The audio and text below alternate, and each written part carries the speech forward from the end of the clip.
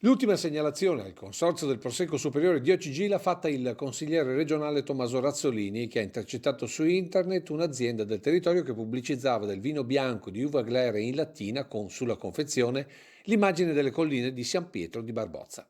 Immediato l'intervento del Consorzio della DOCG e ammenda della ditta per un fatto che però ha riacceso le divisioni tra i puristi e chi sostiene una distribuzione più dinamica e moderna del Prosecco. Del resto è il vino più apprezzato da giovani e donne, più attenti alla praticità che al disciplinare. Al momento però, secondo il governatore che ha definito regole e zone di produzione, l'unico riferimento per i produttori. Non è che sia demonizzare una cosa che invece potrebbe essere innovativa, un'ulteriore frontiera per questo prodotto unico al mondo.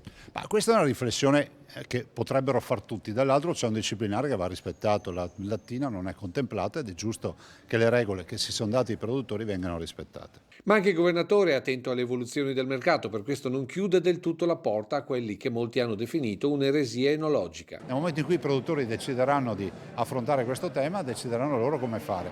A mio avviso in questa fase è fondamentale invece restare ancorati alla tradizione, perché la tradizione fino ad oggi ci ha premiato. Se siamo arrivati a 1 miliardo di bottiglie nel mondo e siamo una bottiglia su 3 di bollicine nel mondo è prosecco, un motivo ci sarà.